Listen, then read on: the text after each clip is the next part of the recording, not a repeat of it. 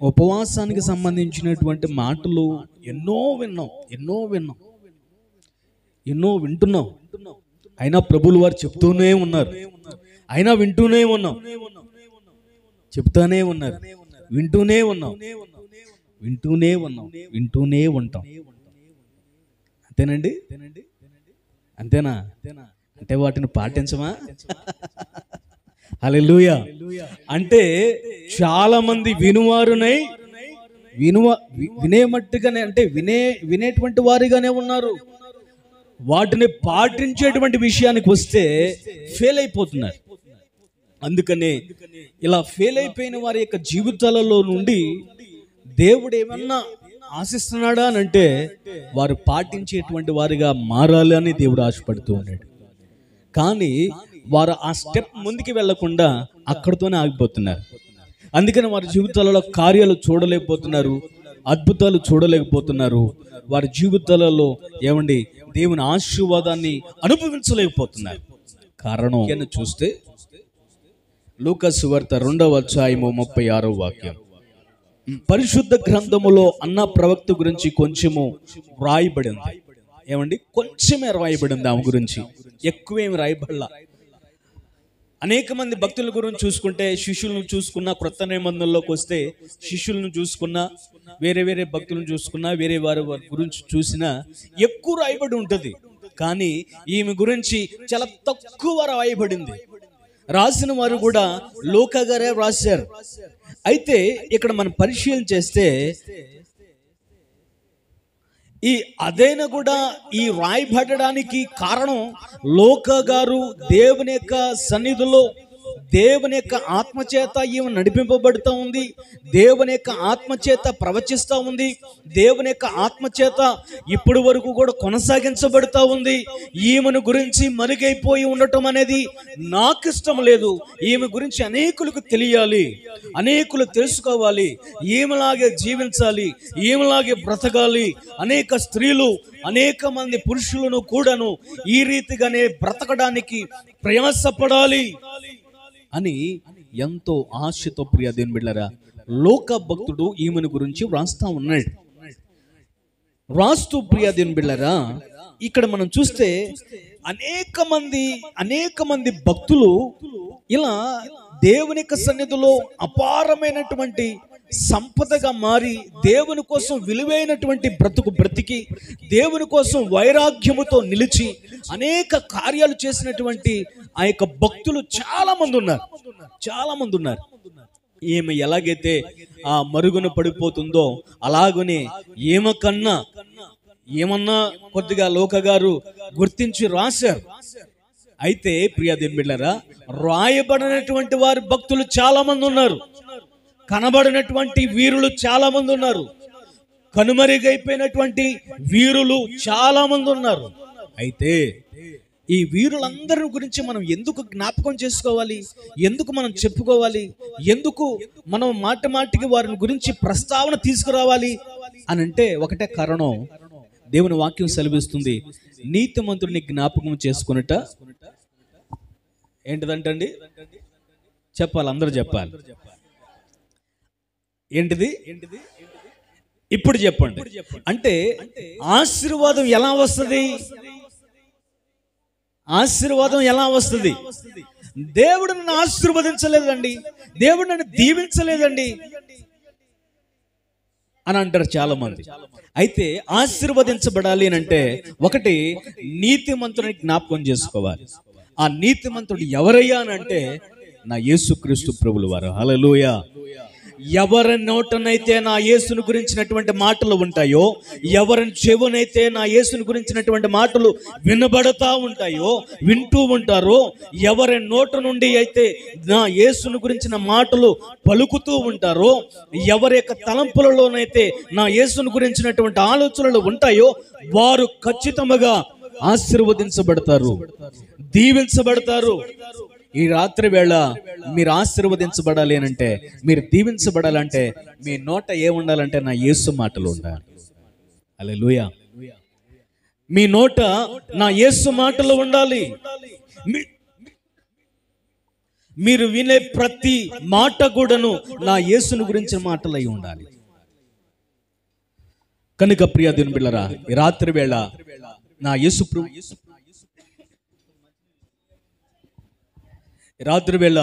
యేసు ప్రభులు వారు మాట్లాడుతున్నారు. ప్రియ దేవుని బిడ్డలారా, మనమందరము కూడాను యేసును గురించినటువంటి మాటలు మాత్రమే పలికేవారమై ఉండాలని నా యేసు దేవుడు తెలియపరుస్తా ఉన్నాడు.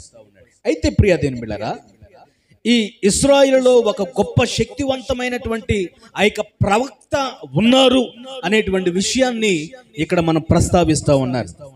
అన్న ప్రవక్త యొక్క గురించి కొన్ని ప్రాముఖ్యమైనటువంటి విషయాలు ఈ రాత్రి వేళ మనం ధ్యానం చేయబోతూ ఉన్నాం.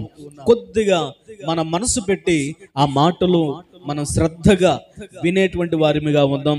వీలైతే రాసుకునేటువంటి వారు ఉంటే రాసుకోవాల్సిందిగా మనం చేస్తూ ఉన్నాం. ఎందుకనంటే ప్రాముఖ్యమైనటువంటి మాటలు ప్రతి ఒక్కరికి వారి జీవితాలలో ఆశీర్వాదాలు రావాలి అనంటే, దీవెన రావాలి అనంటే, వారి బ్రతుకు మార్చబడాలి అనంటే, దేవుని రాజ్యానికి వారసులుగా మారాలి అనంటే, దేవుని వాక్యానుసారంగా జీవించాలి అనంటే, భక్తి కలిగినటువంటి వారిగా వారు బ్రతకాలి అనంటే ఖచ్చితంగా అన్న ఒక మాదిరిగా మనకు కనిపిస్తుందండి. ఈ మాదిరికరమైనటువంటి అన్న గురించి కొన్ని విషయాల్లో మనం ధ్యానం చేద్దాం. చూడండి, లూకా రాసినటువంటి శుభవర్తమానము 2వ అధ్యాయము 36వ వాక్యం. అన్న ఏ గోత్రానికి చెందినటువంటి స్త్రీ అంటండి? ఆషేరు గోత్రమునకు చెందినటువంటి స్త్రీగా మనకు కనిపిస్తా ఉంది. ఆషేరు అనగా భాగ్యానికి సూచనగా ఉంది. ఈ ఆషేరు అనబడినటువంటి ఆ రాజ్యములో, ఆ దేశములో ఈ అన్న జన్మించి అక్కడ ఎదిగినట్లుగా పెరిగినట్లుగా మనకు కనిపిస్తా ఉంది. దేవునికి భాగ్యముగా ఎంచబడినటువంటి ఆ దేశములో ఆమె పెరిగిన విధానాన్ని మనం చూస్తాం. ఈ రోజున దేవుని యొక్క భాగ్యపురములో మనమందరము కూడా చేర్చబడిన వారిగా ఉన్నాం. అనగా ఆషేరు అనగా దేవుని భాగ్యము. ఈ ఆషేరు ఎక్కడ ఉంటుంది అనంటే దేవుని యొక్క సన్నిధిలో ఉంటుంది. అనగా ప్రియ దేవుని బిడ్డలారా, ఆ ప్రాంతములో మనము అక్కడ ఆ రాజ్యములో, ఆ దేశములో దేవుని యొక్క భాగ్యాన్ని వారు చూడగలిగితే మన జీవితంలో కూడా అట్టి భాగ్యాన్ని మనం చూడాలి అనంటే, అనుభవించాలి అనంటే మనము కూడా ప్రియ దేవుని బిడ్డలారా ఆషేరు అనబడిన దేవుని యొక్క రాజ్యములో, లేకపోతే దేవుని యొక్క పురములో, దేవుని యొక్క సన్నిధిలో మనం ఉన్నప్పుడు ఆ భాగ్యానికి మనము కూడా వారసులముగా మార్చబడతామని వాక్యము ఎంతో స్పష్టంగా తెలియపరుస్తూ ఉంది. క్రీస్తునందు విశ్వాసం ఉంచినటువంటి ప్రతి ఒక్కరూ కూడా ఏమండి ఎంతో భాగ్యవంతులుగా మార్చబడతారని ఈమె ద్వారా మనకు తెలియపరుస్తూ ఉన్నాడు. ఈ రాత్రి వేళ ప్రియ దేవుని బిడ్డలారా, మెస్సయ్యగా ఈ లోకానికి వచ్చినటువంటి యేసునందు విశ్వాసం ఉంచినటువంటి స్త్రీగా ఈ స్త్రీని మనం చూస్తూ ఉన్నాం.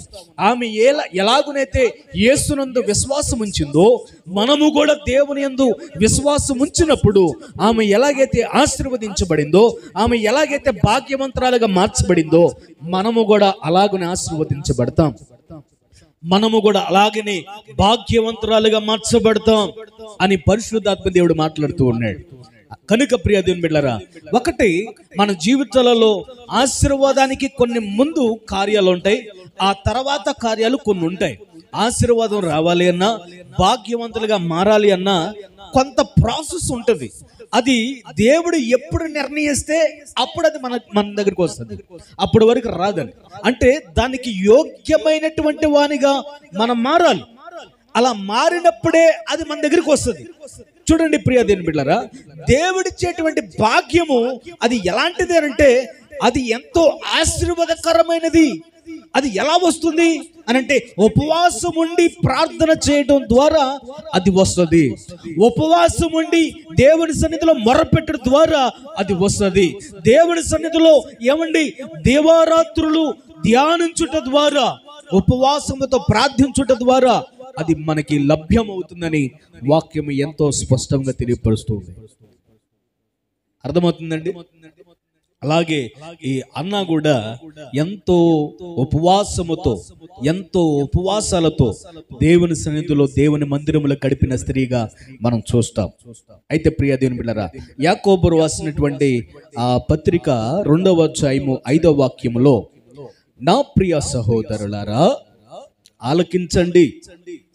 ఈ లోక విషయములో దరిద్రులైన వారిని విశ్వాసమందు భాగ్యవంతులుగాను, ఎవరినంటండి?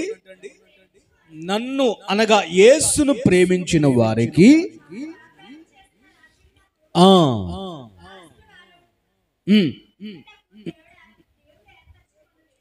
దేవుడు ఏర్పరచుకొనలేదా? అయితే మీరు దరిద్రులను అవమానపరచుదురు, ధనవంతులు మీ మీద అధికముగా కఠినముగా అధికారము చూపిస్తూ ఉంటారు. చాలండి. ఇక్కడ మనం చదువుకుంటూ వెళితే అనేకమైన మాటలు అక్కడ రాయబడి ఉంటాయి. ఆలకించండి. ఈ లోకములో, ఈ లోక విషయాలలో దరిద్రులైనటువంటి వారందరికీ కూడాను విశ్వాసమందు ఏమైపోయారంట? భాగ్యవంతులుగా మారిపోయారు. ఏ విశ్వాసము? యేసునందు విశ్వాసం ఉంచిన వారు భాగ్యవంతులుగా మార్చబడ్డారు. అంటే ఇందడ సేవకులు చెప్పినట్లు భాగ్యం అంటే ఏంటి, ఆశీర్వాదం అంటే ఏంటి? కోట్లు రావడం, ఆస్తిపరులుగా మార్చబడటం, ఏమండి ధనవంతులుగా మారిపోవడం, అదా భాగ్యవంతులు అంటే? ఈ లోకానుసారమైన ఈ లోకంలో జీవిస్తున్నాం కాబట్టి అదంతా కూడా మనకు అవసరమే. కానీ ఏ మేరకు అవసరమో ఆ మేరకు మనకి దేవుడు అనుగ్రహిస్తూ ఉంటాడు.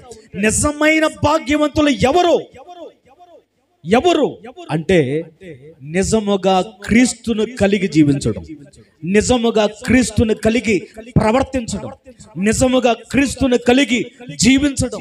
క్రీస్తు అంటే మంట కలిగి ఉండటం, దేవుని వాక్యం అంటే ఆశ కలిగి ఉండడం, తీవ్రత కలిగి ఉండడం, ఆవేదనతో ఏమండి దేవుని సన్నిధికి వెళ్ళకపోతే నేను బ్రతకలేను అన్న రీతిగా బ్రతికే వారే ప్రియ దేవుని బిడ్డలారా నిజమైన భాగ్యవంతులు అని వాక్యం చెప్తుంది. హల్లెలూయా. ఎవరు భాగ్యవంతులు అంటే ఇక్కడ వాక్యం చెప్తుంది, అన్న దేవుని యొక్క సన్నిధిలో నిజమైన భాగ్యవంతురాలుగా కనబడతా ఉంది. ఆ భాగ్యాన్ని విడిచిపెట్టకుండా ఏమండి ఆమె మొరపెడతా ఉంది. దేవుని యొక్క సన్నిధిలో విడిచిపెట్టబడని భాగ్యముగా ఎంచుకొని, ఏమండి ఏంటంటండి దేవుని సన్నిధిని, దేవుని యొక్క సమయాన్ని విడిచిపెట్టని భాగ్యముగా ఎంచుకొని ఏం చేస్తా ఉందంట? ప్రార్థన చేస్తావు.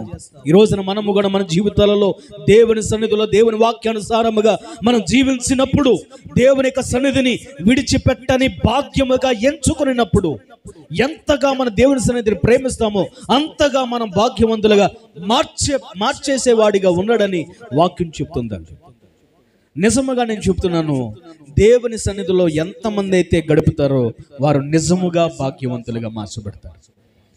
అందుకని వాక్యం చెప్తుంది కదా, దేవుని సన్నిధిలో ఒక దినము గడుపుట 1000 దినముల కంటే శ్రేష్టము అని అన్నాడు. ఎలా వస్తుంది ఆ శ్రేష్టము, ఆ మహిమ ఎలా వస్తుంది, ఆ ఘనత ఎలా వస్తుంది అని అంటే దేవుని మందిరంలో గడిపినప్పుడే. నీవు ఎక్కడెక్కడో ఇంటి దగ్గర గడిపేసి ఇంటి దగ్గర నువ్వు ప్రార్థన చేసుకొని, అది ప్రాముఖ్యమే ఇంటి దగ్గర చేసుకోవడం.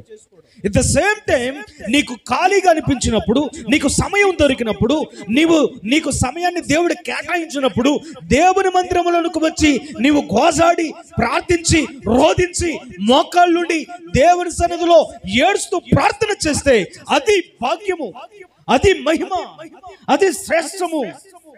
ప్రియ దేవుని బిడ్డలారా, నీవు ఎన్ని దినాలు నీవు దేవుని సన్నిధిలో గడుపుతున్నావు? ఎన్ని గంటలు దేవుని సన్నిధిలో గడుపుతున్నావు? ఎన్ని గంటలు దేవుని సన్నిధిలో నీవు గడపడానికి ఇష్టపడుతున్నావు? నీవు ఎన్ని గంటలు దేవుని సన్నిధిలో ఉంటే అంత మహిమ దేవుడు నీకు ఇస్తాడు, అంత ఘనత నీకు ఇస్తాడు. ఏమండి, ఒక దినము గడుపుట 1000 దినముల కంటే శ్రేష్టం అన్నాడు. అంటే ఒక దినము మిస్ అయిపోతే, ఒక దినం మిస్ అయిపోయింది, ఇప్పుడు ఎంత శ్రేష్టతను నువ్వు పోగొట్టుకున్నావు? 1000 దినముల కంటే శ్రేష్టమైన ఆ భాగ్యాన్ని నువ్వు పోగొట్టుకున్నావు. అంటే నీకు అర్థమవుతుందా, నీవు ప్రతిరోజు కూడా ఎంత దేవుని మహిమను, దేవుని ఘనతను నువ్వు పోగొట్టుకుంటున్నావని. దేవుని విశ్వాసిగా, దేవుని బిడ్డగా, దేవుని యొక్క భక్తురాలుగా, దేవుని యొక్క సన్నిధిలో రక్షణ పొందుకున్న విశ్వాసుడిగా ఉన్న నీవు దేవుని మహిమను పోగొట్టుకుంటున్నావన్న విషయాన్ని నీవు గమనిస్తున్నావా? నీవు ప్రతి దినము కూడా దేవుని సన్నిధిలో కనీసము నీవు 1 గంట అయినా కనబడి ప్రార్థన చేసుకొని వెళితే ఆ గంటకి 1000 గంటలు నీకు ఏం చేయబడతాయి? జోడించబడతాయి. అంటే నువ్వు ఎంత దేవుని మందిరంలో నువ్వు గడిపితే అంత సమయాన్ని, అంత రెట్టింపు, అంటే అంత 1000 రెట్టింపులు నీకు దేవుడు ఇచ్చేవాడిగా ఉన్నాడు.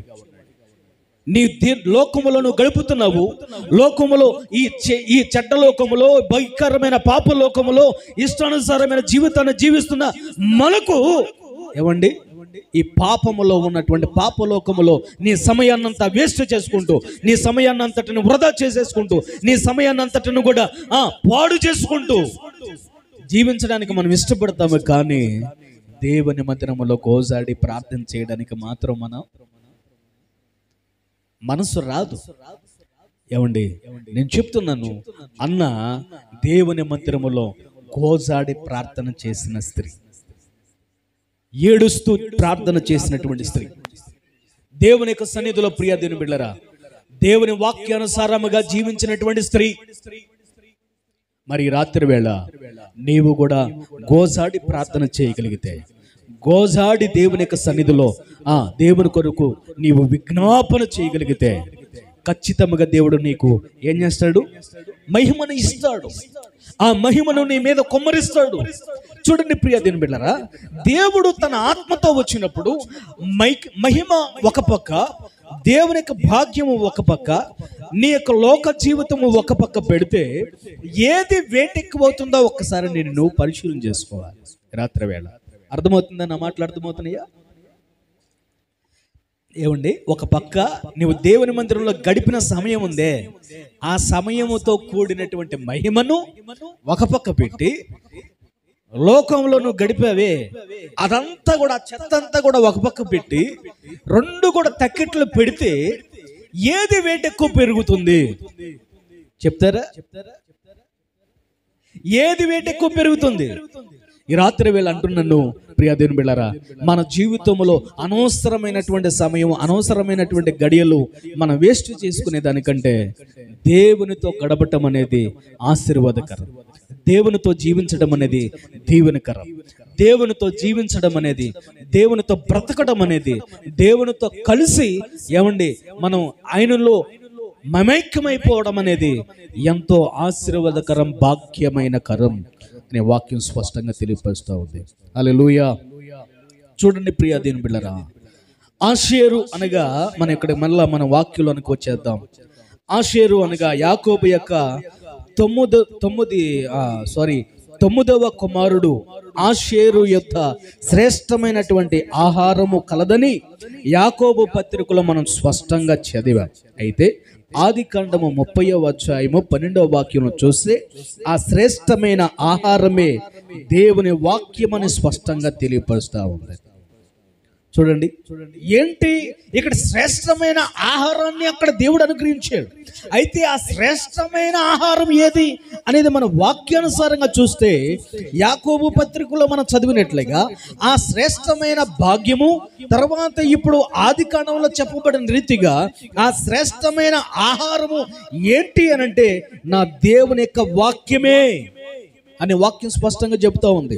అనుదినము ఎవరైతే దేవుని వాక్యముతో భుజిస్తారో వారే భాగ్యవంతులు అని వాక్యం స్పష్టంగా చెప్తా ఉంది.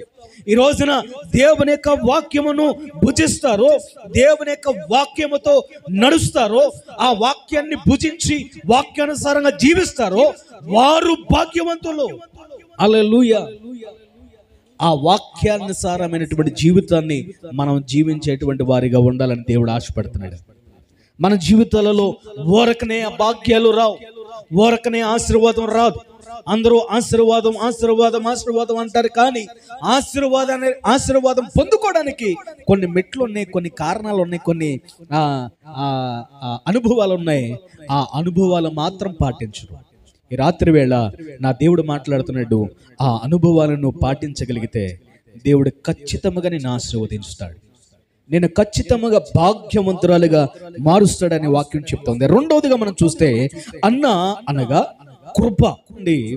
గ్రీకులో అన్న అంటే కృపగా వ్రాయబడి ఉంది. మరి హెబ్రీలో ఏంటి అని అంటే అదే పేరుకు హన్నా. మన హెబ్రీలో అంటే పాత నిబంధనలో ఒక భక్తురాలు ఉన్నది. ఎవరు? హన్నా. అక్కడ హన్నాని మనం చూస్తాం. క్రొత్త నిబంధనకు వచ్చేసరికి అన్నాని మనం చూస్తాం. అంటే క్రొత్త నిబంధనలకు వచ్చేసరికి అన్నాగా మారింది. పాత నిబంధనలోనికి వెళితే హన్నాగా అక్కడ పిలువబడుతూ ఉంది. ఇక్కడ అన్నా అనేది గ్రీకు పదం అయితే హన్నా అనేది హెబ్రూ పదం. ఈ రెండు పదాలకు అంటే హీబ్రీలో వచ్చేసరికేమో గ్రీకులో వచ్చేసరికేమో ఆతో స్టార్ట్ అయింది. హెబ్రీలో మనం చూస్తే, హెబ్రీ భాషలో మనం చూస్తే హాతో మొదలవుతా ఉంటుంది. అందుకనే హన్నా హెబ్రీలో వచ్చేసరికి హన్నా, గ్రీకులోకి వచ్చేసరికి ఈ క్రొత్త నిబంధన అంతా కూడా గ్రీకు కనుక అది అన్నాగా మారిపోయింది. పాత నిబంధన అంతా కూడా హెబ్రీ కనుక అక్కడ హన్నాగా పిలువబడింది.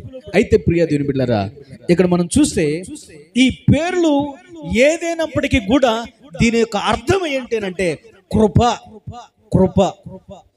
హల్లెలూయా. ఈ కృప మన జీవితాలలో కలగాలి. ఈ కృప చేత మనం నింపబడాలి. ఇటు కృప చేత మనం నడిపించబడాలి. మన పేర్లు నామకరణ చేసుకోవడం ఆ నామకరణ చేసుకోవడం మాత్రమే కాదు, కానీ ఆ నామకరణకు తగిన రీతిగా మనం జీవించాలని దేవుడు ఆశపడుతూ ఉన్నాడు. ఇక్కడ అన్నాగా హన్నాగా వీరు పిలువబడుతూ ఉన్నారు. వీరు పిలువబడుతూ ఎట్ ద సేమ్ టైం దేవుని యొక్క కృప చేత వీరు నింపబడ్డారు. దేవుని యొక్క కృప కలిగి జీవించారు. దేవుని కృప కలిగి వారు బ్రతికారు. దేవుని కృప కలిగి వారు జీవించారు కనుకనే వారి జీవితాలలో దేవుని కృప నిలిచి ఉంది. ఈ రోజున మనము కూడా అట్టి కృపకు వారసులుగా మార్చబడాలని దేవుడు ఆశపడుతూ ఉన్నాడు. హల్లెలూయా, హల్లెలూయా. కనుక ప్రియ దేవుని బిడ్డలారా, చూడండి ఎఫెసీయులకు రాసినటువంటి పత్రిక 2వ అధ్యాయము 8వ వాక్యం చదువుతారు. దేవుని అద్భుతమైనటువంటి కృప పొందినటువంటి స్త్రీలుగా ఉన్నటువంటి అన్న మరియు హన్నా వీరిద్దరూ కూడా ఉన్నారు.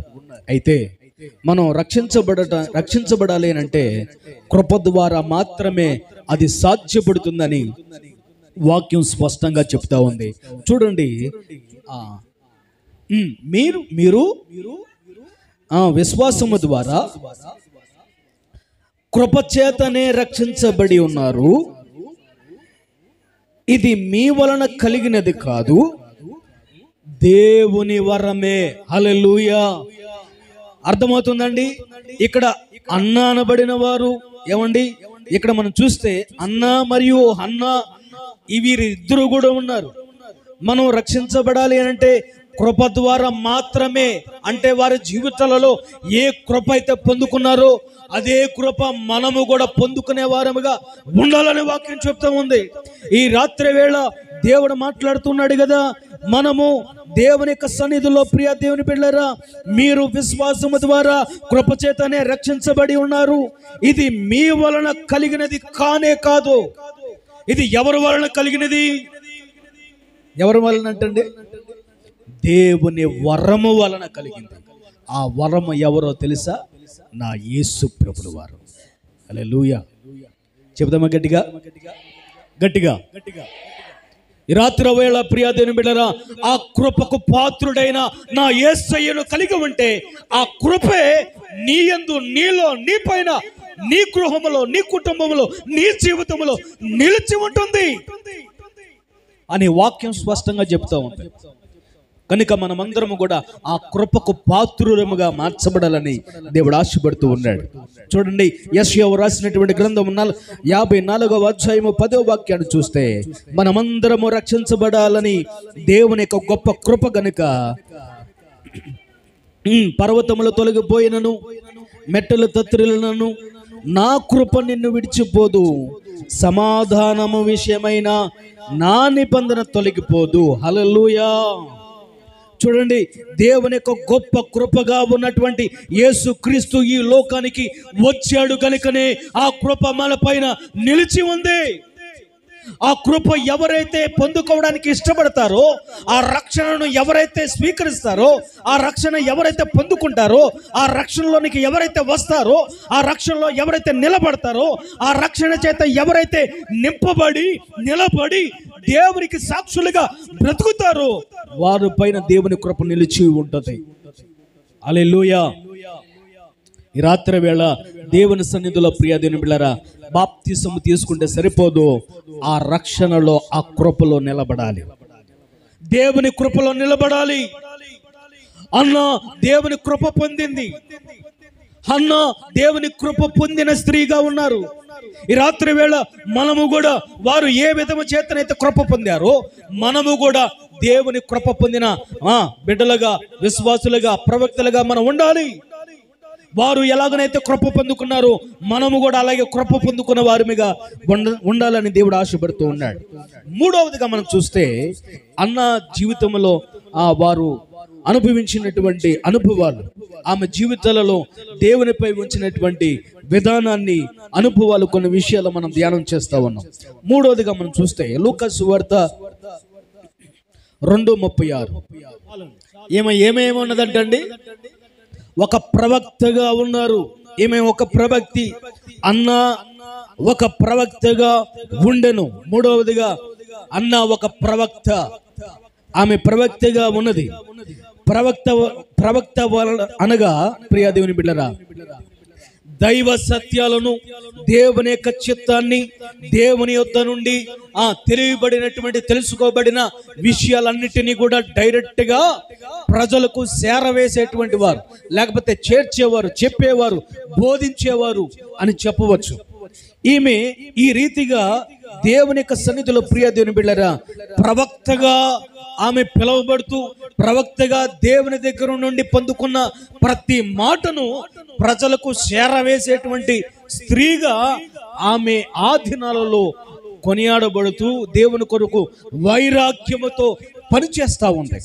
అయితే చూడండి, హెజ్కేలు గ్రంథకర్త రాస్తాడు, ఆ గ్రంథకర్త రాస్తాడు 33వ అధ్యాయము 7వ వాక్యంలో, నరపుత్రుడా, చదవండి 33:7, నరపుత్రుడా, నేను నిన్ను ఇశ్రాయేలునకు కావలివానిగా నియమించి ఉన్నాను గనుక నీవు నా నోటి మాటలను విని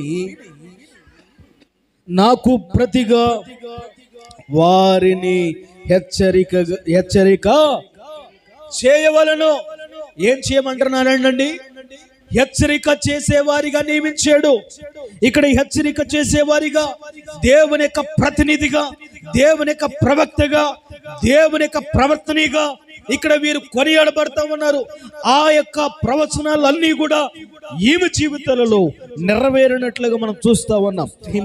గ్రహింపు లేకపోతే దేవుని ఆత్మ చేత నింపబడి ఆ మనసులో, అంటే దేవుని మనసులో ఉన్న ప్రతి మాటను చేరవేసేటువంటి స్త్రీగా ఇక్కడ మనం చూస్తా ఉన్నాం. రోమీయులకు రాసినటువంటి పత్రిక 8వ అధ్యాయము 28వ వాక్యాన్ని చూస్తే, దేవుని ప్రేమించేటువంటి వారికి అనగా ఆయన సంకల్పము చొప్పున పిలువబడినటువంటి వారికి మేలు కలుగుటకై సమస్తమును సమకూడి జరుగుచున్నవని ఎరుగుదుము.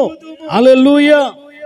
ఇక్కడ మనందరికంటే ఇక్కడ ప్రజలందరికీ కూడా సమకూడి జరగటానికై అన్ని దేవుని యొక్క సన్నిధిలో ఆయన చెప్పే ప్రతి మేలు పొందుకోవటానికి ఈమెను ఎన్నుకున్నట్లుగా మనం చూస్తా ఉన్నాం.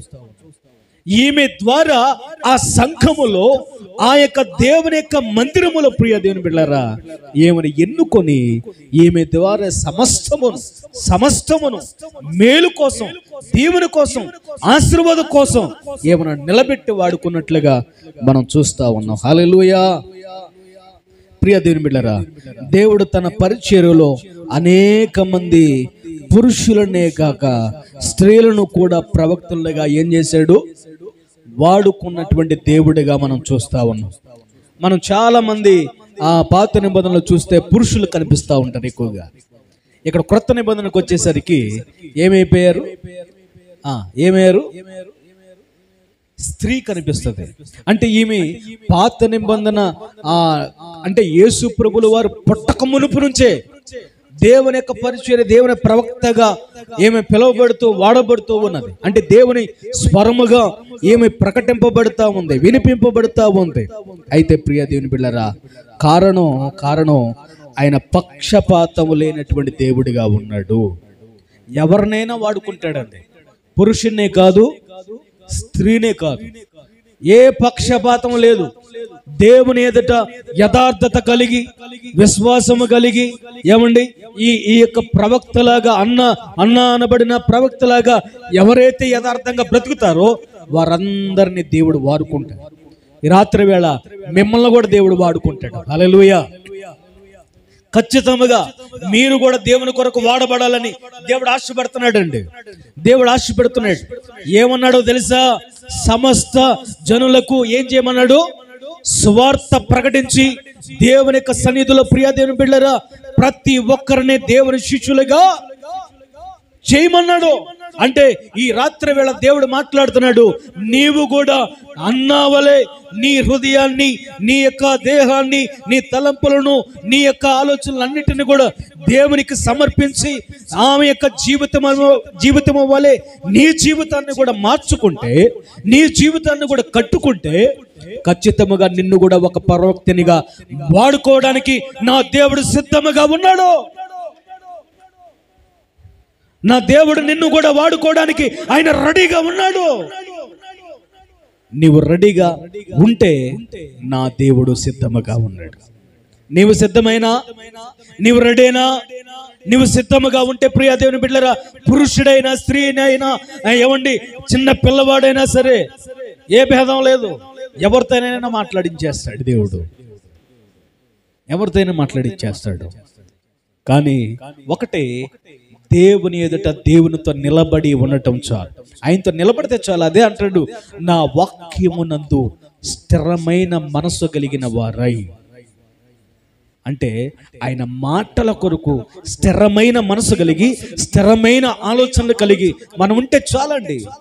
మనం బ్రతుకులు మార్చబడతాయి. మీరు అనుకుంటారు ఈ లోకంలో ప్రత్యేకించబడ్డామనంటే చాలు, ఇక బాప్తిసం తీసుకున్నాముగా ఇక చాలు అనుకుంటే తప్పు. అది చాలా తప్పండి. ముమ్మాటికి తప్పు అది. దేవుడు నీ నుండి ఏమండి ఒక ప్రణాళిక కలిగి నిన్ను రక్షించుకున్నారు. ఆయన నీ ఎడల ఒక ఉద్దేశం ఉంది కాబట్టి నిన్ను రక్షించుకున్నారు. నీ ఎడల దేవుని చిత్తము నెరవేర్చబడటానికి రక్షించుకున్నాడు. ఏంటో తెలుసా? నీ చేయవలసినటువంటి పని ఏంటో తెలుసా? నీ భుజముల పైన కొంత భారము మోపబడింది. అది తెలుసా నీకు తెలుసా? నీవు రక్షణ పొందుకున్నావు కదా, నేను బాప్తిసం తీసుకున్నాను కదా, వారానికి వచ్చి దేవుని మందిరంలో కనబడి దేవుని వాక్యాన్ని విని వెళ్ళిపోతున్నాను కదా, చాలే. ఇంటి దగ్గర ప్రార్థన చేసుకుంటున్నాను కదా, అది చాలే అని అనుకుంటున్నా మేము. అది కాదు దేవుని ఉద్దేశం, అది కాదు. ఏమండి దేవుని ఉద్దేశం ఏంటి అని అంటే, ప్రియ దేవుని బిడ్డలారా, అన్న ఎలాగనైతే దేవుని సన్నిధికి వచ్చి ప్రతి దినము ఆయన కృప పొందుకుందో, దేవుని సన్నిధిలో ప్రతి దినము ఏమండి ప్రార్థన చేసిందో, దేవుని సన్నిధిలో ఉపవాసాలు ఉండి ఎలాగనైతే ప్రార్థన చేసిందో, అలాగనే మనము కూడా ప్రార్థన చేసి దేవుని దగ్గర నుండి వచ్చినటువంటి ప్రతి మాటను నీ కుటుంబానికి, నీ స్నేహితులకి, నీ బంధువులకు చేరవేయడానికి నిన్ను దేవుడు పిలిచాడు.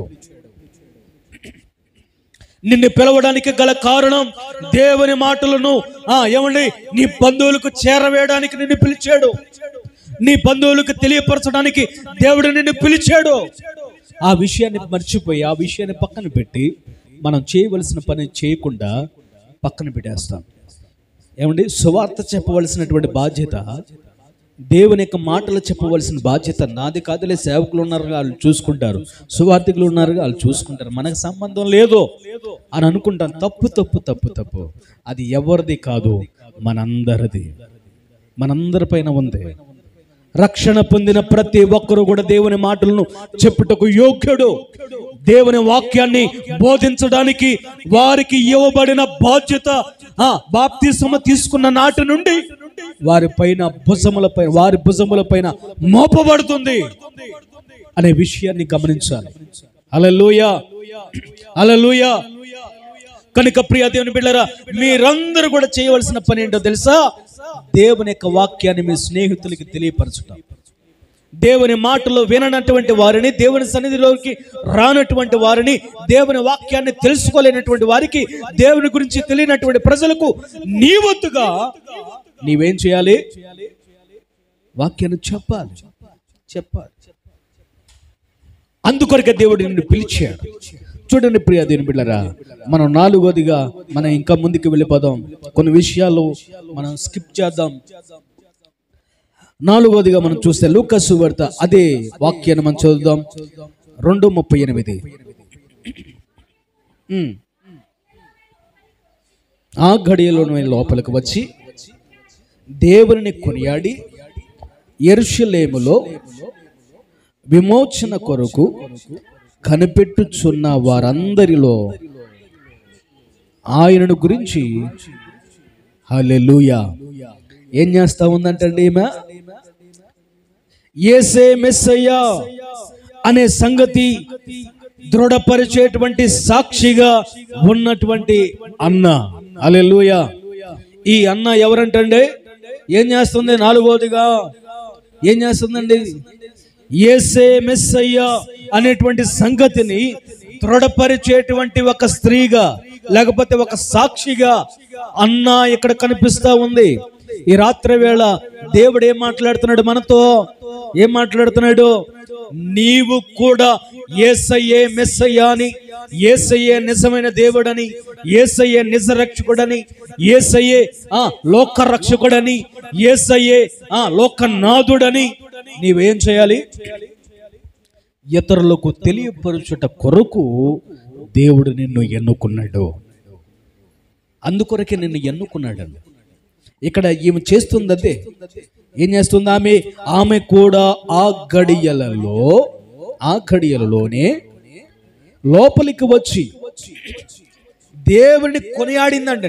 లోపలికి వచ్చింది. ఏ లోపలికి? దేవుని మందిరంలోకి వచ్చింది. లోపలికి వచ్చి మోకరిల్లి దేవుని కొనియాడుతా ఉంది. మోకాళ్ళేసి 2 చేతులు పైకెత్తి దేవుని మహిమ పరుస్తా ఉంది, దేవుని ఘనపరుస్తా ఉంది, దేవుని ఆరాధిస్తా ఉంది. దేవుని కొనియాడి యెరూషలేములో విమోచన కొరకు కనిపెట్టుచున్నటువంటి వారందరిలో ఈమె కూడా వారందరితో ఏం చేస్తా ఉన్నట్టండి? ఏం కూడా మాట్లాడుతూ ఉంది. ఎవరైతే విమోచన కొరకు, అయ్యా ఈ లోకమునకు విమోచన కావాలి, విమోచన క్రయధనము కావాలి, విమోచన మాకు అనుగ్రహించబడాలి అని అక్కడ ఉన్నటువంటి ప్రజలందరూ ప్రార్థన చేస్తూ ఉన్నారు. ఎప్పుడు? యేసు ప్రభు పుట్టాలి అని. ఈ సన్నివేశాలన్నీ కూడా యేసు ప్రభు పుట్టక మునుపు జరుగుతున్న సన్నివేశాలు.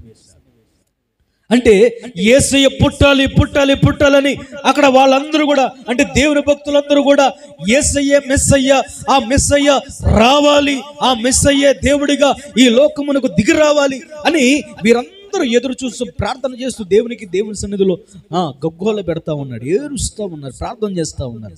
ఆ విమోచన క్రయధనం కోసం ప్రార్థన చేస్తూ ఉండగా ఈ ప్రవక్త లేచి వారందరికి బోధిస్తా ఉంది. మీరు భయపడకండి, దిగులు పడకండి, మన మెస్సయ్య రాబోతూ ఉన్నాడు, మన మెస్సయ్య వస్తూ ఉన్నాడు. గ్రంథాలు, పాత గ్రంథాలు అనగా పాత నిబంధన గ్రంథాలన్నీ కూడా తెలియపరచున్నట్లుగా ఆ ప్రవక్తలు ముందుగానే వారు బోధించిన ప్రకారముగా ఆ ప్రవక్తలు ప్రవచించిన రీతిగా మన మధ్యలోనికి యేసయ్య రాబోతూ ఉన్నాడు. ఆయన మనకు విమోచన కలుగు చేస్తాడు, మనకు రక్షణ ఇస్తాడు, మనల్ని బలపరుస్తాడు, మనల్ని రక్షణలోనికి నడిపిస్తాడు అని ధైర్యముగా ఏం చేస్తా ఉందంటే వారందరికీ ధైర్యపరుస్తూ ఉంటాయి. దేవుని వాక్యాన్ని చెప్పి బలపరుస్తూ ఉంది. ప్రియ దేవుని బిడ్డలారా, ఈ రాత్రి వేళ నీవు కూడా ఇది నాకు సంబంధించింది కాదులే అనుకోవద్దు. ప్రతి ఒక్కరికి దేవుడు మాట్లాడుతున్నాడు. మీరందరూ చేయవలసిన పని ఏంటో తెలుసా? దేవుని మందిరంలోనికి వచ్చి, ప్రభువా నీ విమోచనలో నేను కూడా చేర్చబడాలయ్యా.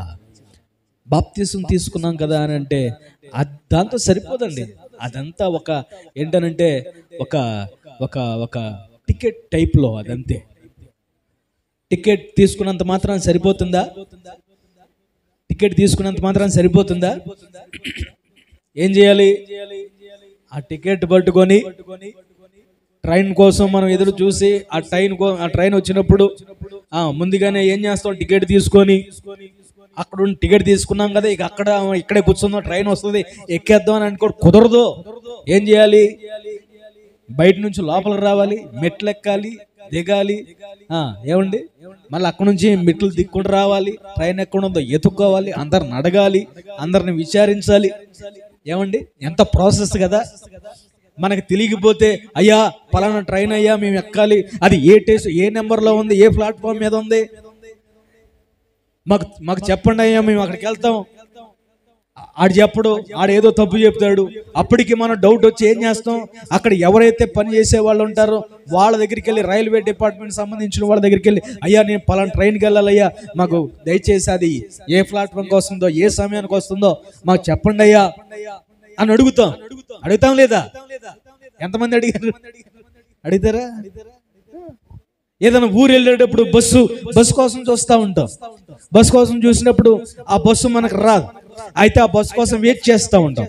బస్సు వచ్చిన ప్రతిసారి అది ఆ ఊరికే వెళ్ళిద్దా లేదా పలుమార్లు ఏం చేస్తాం? పరీక్షించుకుంటూ ఉంటాం. ఏదైనా ఊరు వెళ్తూ ఉంటాం. ఆ ఊరు వెళ్ళినప్పుడు ఆ ఊర్లో ఉన్నటువంటి బస్సులు ఏ బస్సో తెలియదు, పక్క వారిని మాటికి అడుగుతూ ఉంటాం, ఆ ఇసుకిస్తూ ఉంటాం. వాడేం ఇసుకుపోతా ఉంటాడు, ఇదేంట్రా బాబు నాకు తగులుకున్నారా అని అనుకుంటాడు కొంతమంది. ఏమండి, ఎన్ని అనుకున్నా సరే మనం ఏం చేస్తాం? అడుగుతానే ఉంటాం. అలాగునే ప్రియ దేవుని బిడ్డలారా, దేవుని సన్నిధిలో మనం బాప్తీసం తీసుకున్నాగా అంటే సరిపోదు. దేవుని సన్నిధిలోకి వచ్చి దేవుడు విసిగి చెందేటట్లుగా మనం అడుగుతూనే ఉండాలి. హల్లెలూయా. ఏం చేయాలి? విసుగెత్తుకుపోయేలాగా అడగాలి. దేవుడికే చిరాకు రావాలి. దేవుడికి అబ్బా ఏంట్రా ఇంతలా ఇసుకిచ్చేస్తుందని చెప్పేసి దేవుడు ఏం చేయాలా? వచ్చేసి మనం ఏదైతే అడుగుతున్నామో అది ఇచ్చేయాలి. హల్లెలూయా, హల్లెలూయా. చెప్పండి, వద్దా? దేవుడే అసలు ఆశ్చర్యపోవాలి. ఆ రీతిగా మనం దేవుని శోధించే వారముగా ఉండాలి. ఆ శోధన ఎలాగా అంటే ఉపవాసము ద్వారా. గట్టిగా చప్పట్లు కూడా దేవుని నామమున మహిమ కలుగును. అట్టి ఉపవాసము ద్వారా ఎవరైతే దేవుని సన్నిధిలో మొరపెట్టి దేవుని యొక్క సన్నిధిలో మోకరిల్లి ప్రార్థిస్తారో వారి జీవితాలలో ఇట్టి కార్యాలు జరుగుతాయని వాక్యం స్పష్టంగా చెప్తా ఉంది. చూడండి, మలాకి 3వ అధ్యాయము 1 నుండి కొన్ని వాక్యాలు మనం చూస్తే ఇక్కడ అన్న ప్రవక్త యొక్క యేసును గురించినటువంటి మాట్లాడాడు అనే విషయాలు మనం లోకల్లో చూసాం. అలాగే ఇక్కడ మలాకీలో కూడా కొన్ని విషయాలు మనం చూద్దాం. 3వ అధ్యాయము 1వ వాక్యం. ఇక్కడ 1 నుండి 5 వచనాల వరకు మనం చక్కగా చదువుకుంటూ ధ్యానిస్తే అక్కడ రాయబడినటువంటి మాటలు చాలా అద్భుతమైన మాటలు అక్కడ మనకు కనిపిస్తూ ఉంటాయి. ఇక్కడ అన్న ప్రవక్తి యేసును గురించినటువంటి ఏమి మాట్లాడాడు అనేది మనం చూస్తే, ఇశ్రాయేలు కొరకు వచ్చినటువంటి మెస్సయ్య ఈ బాలుడే అని అన్న చెప్పినటువంటి సాక్ష్యమే దేవాలయములో ఆమె యొక్క మాటలు ఇక్కడ ఇలా మాట్లాడుతుంది అని ముందుగానే దేవుడు ఏం చేస్తున్నాడంటే ప్రవచనము ద్వారా తెలియపరుస్తూ ఉన్నాడు. ఆ ప్రవచనమే ఇక్కడ ఈ వచనాల్లో మనం చూస్తాం.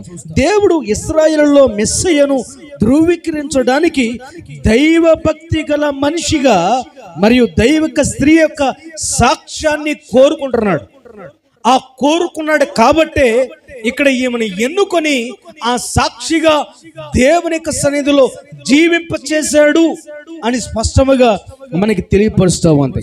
అయితే ప్రియ దేవుని బిడ్డలారా, ఏదైనా ఒక విషయాన్ని ధర్మశాస్త్ర ప్రకారం ధృవీకరించాలి అని అంటే 2 లేక 3 సాక్షులు నోటి ద్వారా విషయాన్ని నిర్ణయించబడుతుంది అని స్పష్టముగా వాక్యం సెలవిస్తా ఉంది. చూడండి, ఇంకో మాటను మనం చూస్తే ద్వితీయోపదేశకాండము 19వ అధ్యాయము 15వ వాక్యంలో చూస్తే ఒక సాక్షి యొక్క సాక్ష్యమును అంగీకరింపబడకూడదు అంగీకరింపబడదు. ఇద్దరు సాక్షులు మాట మీదనైనను, ముగ్గురు సాక్షుల మాట మీదనైనను ప్రతి సంగతి సిద్ధపరచబడును అని అక్కడ వ్రాయబడి ఉంది. అంటే ప్రియ దేవుని బిడ్డలారా, అపోస్తలుడైనటువంటి పౌలు కొరింథీ సంఘమునకు రాసినప్పుడు అదే భావనను ఈ యొక్క పౌలు గారు ధృవీకరిస్తా ఉన్నాడు. ఏంటి అనంటే, కొరింథీయులకు రాసినటువంటి 2వ పత్రిక 13వ అధ్యాయము 1వ వాక్యములో ఈ మూడవసారి నేను మీ యొద్దకు వచ్చుచున్నాను, ఇద్దరు ముగ్గురు సాక్షులు నోట ప్రతి మాటయు సిద్ధపరచబడెను అని అంటాడు. అంటే మెస్సయ్య రాకను ధృవీకరించడానికి దేవుడు సిమియోను మరియు అన్న ప్రవక్తి అను ఎన్నుకున్నట్లుగా మనం ఇక్కడ చూస్తూ ఉంటాం. అయితే ప్రియ దేవుని బిడ్డలారా, భక్తులైనటువంటి పురుషులను మరియు భక్తులైనటువంటి మహిళలను ప్రభు నేడు తన పని నిర్ధారించడానికి ఏం చేస్తూ ఉన్నాడంటే, ఎన్నుకున్నట్లుగా లేకపోతే కోరుకున్నట్లుగా మనం ఇక్కడ చూస్తూ ఉంటాం. 5వదిగా మనం చూస్తే లూకా సువార్త 2వ అధ్యాయము 37వ వాక్యములో చూడండి, త్వరగా మనం చూద్దాం. దేవాలయమును విడువని యొక్క అన్నను మనం ఇక్కడ చూస్తా ఉన్నాం. దేవాలయమును విడిచిపెట్టకుండా ఆమె ఏం చేస్తున్నానంటే ప్రార్థన చేస్తా ఉంది. దేవుని మందిరాన్ని విడిచిపెట్టట్లేదు. దేవుని మందిరములో నిత్యము ఆమె ఏం చేస్తుందంటే ప్రార్థన చేసేటువంటి స్త్రీగా మనకి కనిపిస్తా ఉంది. చదువుతారా?